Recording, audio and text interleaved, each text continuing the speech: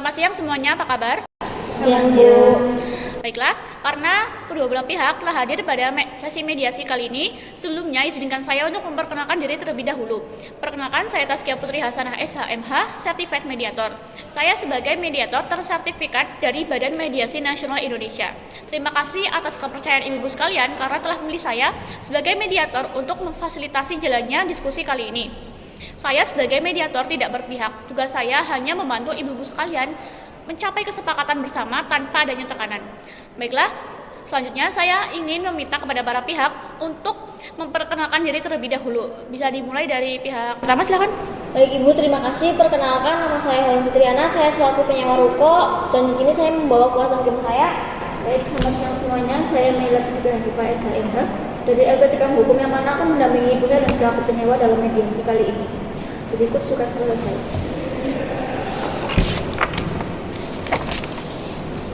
Terima kasih Ibu Helen dan juga Ibu Mela. Silakan pihak kedua dapat memperkenalkan diri. Ya, perkenalkan, saya Nur Rafisa selaku pemilik ruko yang disewakan oleh Ibu Helen dan saya juga ditemani oleh kuasa hukum saya. Selamat siang, saya Mawadi Indonesia SHMH dari Nasional PIM. Di sini saya mewakili Ibu Nur Rafisa dan ini surat kuasa saya.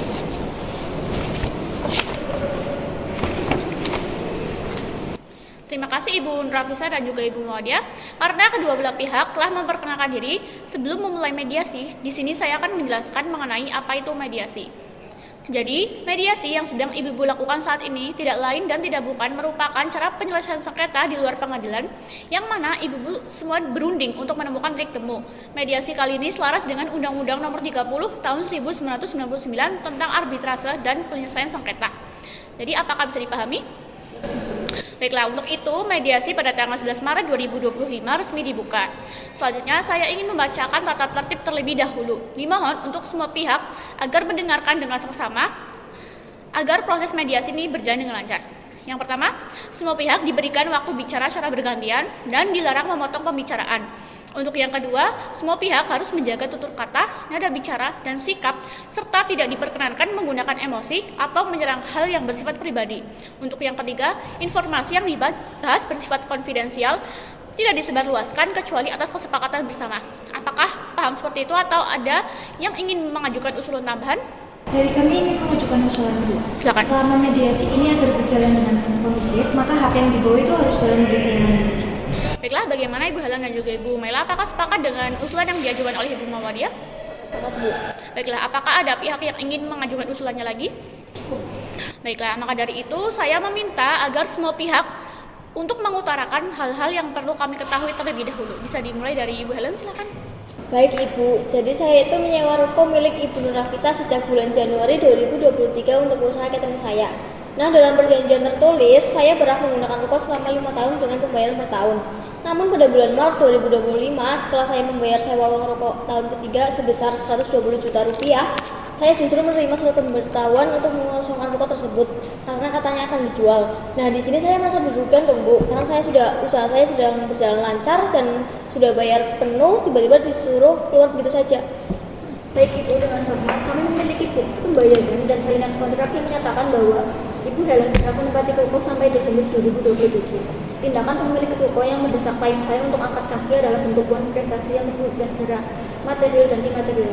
Baiklah, terkait penjelasan dari Ibu Helen dan juga Ibu Mila, silakan Ibu Rafisa dapat menjelaskan terkait hal tersebut. Memang benar, saya menyewakan ruko itu kepada Ibu Helen. Namun, sejak akhir tahun, saya sedang kesulitan keuangan dan ada kebutuhan yang mendesak. Jadi saya bingung Bu, saya akhirnya memutuskan untuk menjual ruko tersebut. Saya tidak bermaksud untuk menipu Ibu Helen. Saya bahkan sempat menawarkan Ibu Helen untuk ganti rugi separuh uang sewa. Namun sama Ibu Helen ditolak.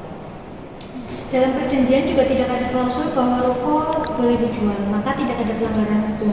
Tapi memang klien saya ini menyadari bahwa langkahnya kurang etis dan mungkin merugikan Ibu Helen. Ya memang kenyataannya saya rugi, bukan cuma mungkin. Ibu Helen, bisa tenang.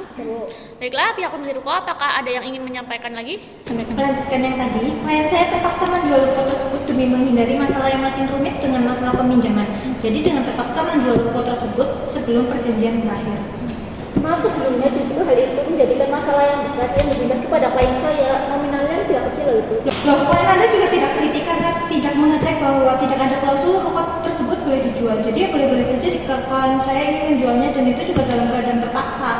Itu namanya egois dan tidak tahu etika. Perjanjian yang sah dengan kontrak yang jelas seharusnya sudah menjadi garis batas kerjasama yang harus diterima. Lebih baik saudara lebih introspeksi klien Anda untuk membaca ulang kembali perjanjian dan menambah literasi. Ibu Mawadia dan Ibu Mela dimohon untuk tenang. Perdebatan seperti itu tidak dapat menyelesaikan masalah ini. Saya nggak bisa terima Bu, karena saya sudah investasi alat dapur, merekrut karyawan, membangun pasar di lokasi itu, tiba-tiba disuruh pindah begitu saja. Ibu juga harus mengerti keadaan saya yang kondisinya kepepet. Saya juga sudah minta maaf kepada ibu dan ingin mengganti rugi, tapi ibu keras kepala. Baiklah, saya simpulkan di sini permasalahannya adalah Ibu Nurafisa menginginkan agar Ibu Helen untuk pindah dari ruko miliknya dikarenakan Ibu Nurafisa ingin menjual ruko tersebut dengan alasan bahwa Ibu Nurafisa membutuhkan dana dalam jumlah besar. Namun ruko tersebut masih disewakan oleh Ibu Helen untuk usaha catering miliknya. Silahkan dari pihak pemilik ruko bisa dijelaskan secara detail. Tadi yang sudah saya jelaskan bahwa dalam perjanjian tidak ada larangan menjual ruko selama disewakan. Jadi, Bu Nur Afisa dapat secara bebas menjual ruko tersebut tanpa adanya perbuatan luar prestasi karena hal tersebut tidak diatur. Tidak bisa seperti itu Bu, dari awal permasalahannya adalah ketika Ibu Helen harus angkat kaki dari toko itu. Loh, bagaimana? Dari awal klien saya sudah menawarkan ganti rugi 50% dari uang sewa.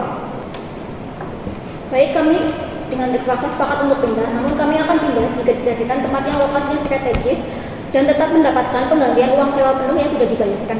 Loh, itu terlalu banyak bu, itu terlalu memberatkan saya bu. Lalu bentuk tanggung jawab apa yang bisa Anda lakukan? Minta maaf. Sudah begini saja, setelah saya mendengarkan penjelasan dari ibu-ibu sekalian, saya memiliki dua opsi penyelesaian yang dapat ibu-ibu sekalian pertimbangkan. Untuk opsi yang pertama yaitu Ibu Nurafisa bersedia mengembalikan uang sewa yang telah dibayarkan senilai 60 juta dan bersedia mencarikan ruko pengganti untuk Ibu Helen dengan kurun waktu yang ditentukan.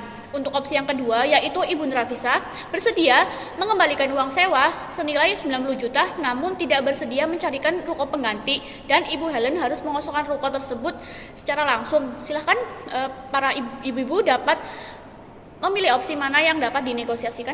Baik Ibu, jadi saya memilih opsi yang pertama. Kalaupun saya harus pindah, saya diberi waktu selama sampai bulan Agustus. Tetapi saya tidak setuju dengan pengembalian uang 60 juta, saya kan mintanya penuh. Loh, itu namanya pemerasan bu. Bentuk tanggung jawab yang saya lakukan itu lebih logis untuk mencarikan ruko pengganti dan pengembalian uang harga setengah, memberikan setengah harga sewa. Apakah tempat yang dijadikan bisa menjamin bahwa lokasi itu strategis? Jangan sampai klien saya tambah rugi loh ya. Hal tersebut bisa kami lakukan dengan mencari informasi sewa ruko yang strategis. Masalah untung atau tidaknya itu di luar kuasa kami. Semua rezeki sudah dia mengatur. Lalu bagaimana bentuk jaminannya Bu? Saya harus menunggu waktu berapa lama? 1 bulan? 2 bulan? Pastikan tempat itu benar-benar strategis. Bagaimana jika 2 bulan kami carikan dan kami pastikan untuk mendapatkan tempat yang bagus begini? Lalu bagaimana dengan pengembalian dananya? Kalau itu saya perlu waktu lebih lama dari kurun waktu mencari ruko pengganti. Sekarang saya sedang benar-benar mengatur keuangan seefektif mungkin. Jangan sampai lebih dari 1 tahun loh ya. Jika lebih dari 1 tahun itu terlalu merugikan klien saya dan tidak sebanding. Bagaimana jika dalam waktu 9 bulan? Waktu itu akan bisa diatur oleh klien saya walaupun itu bukan hal yang mudah. 9 bulan 120 juta bagaimana? Loh, itu terlalu banyak bu, nggak sesuai permintaan di awal. Bukan 120 juta. Baik, kalau begitu dalam waktu 9 bulan harus bisa mengembalikan 60 juta loh ya. Baiklah, saya ulas kembali bahwasanya Ibu Nurafisa bersedia mengembalikan uang sewa sebesar 60 juta dalam kurun waktu 9 bulan. Dan Ibu Nurafisa juga bersedia mencarikan ruko pengganti untuk Ibu Helen dalam kurun waktu 2 bulan. Maka dari itu, Ibu Helen harus mengosongkan ruko tersebut pada tanggal 1 Juni 2025. Apakah sepakat seperti itu atau ada yang masih menanggapi? Saya sepakat asal bisa bertanggung jawab sesuai perjanjian Bu. Baiklah, bagaimana pihak pemilik ruko? Apakah sepakat atau ada yang perlu ditambahkan? Saya juga sepakat, asalkan Ibu Helen mau keluar secara baik-baik dan tidak bawa ini ke ranah hukum. Ya bisa saja, ya tadi itu poin penting tanggung jawab Ibu dipertaruhkan. Apabila tidak melanggar hukum sesuai perjanjian, saya akan bawa ini ke ranah hukum. Baiklah, karena kedua belah pihak telah sepakat, maka dari itu saya akan membacakan poin kesepakatan final. Yang pertama, pihak kedua yaitu Ibu Nurafisa bersedia mengembalikan uang sewa sebesar 60 juta dalam kurun waktu 9 bulan yaitu sampai tanggal 31 Desember 2025.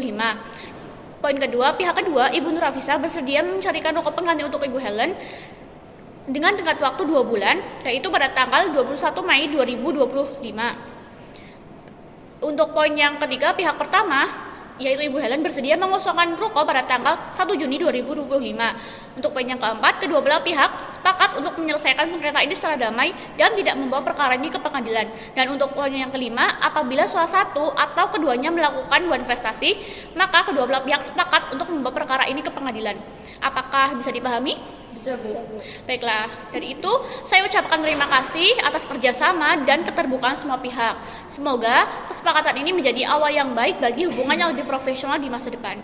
Kalau begitu saya akan membuatkan akta perdamaian terlebih dahulu. Silakan para pihak dapat menandatangani akta perdamaian ini.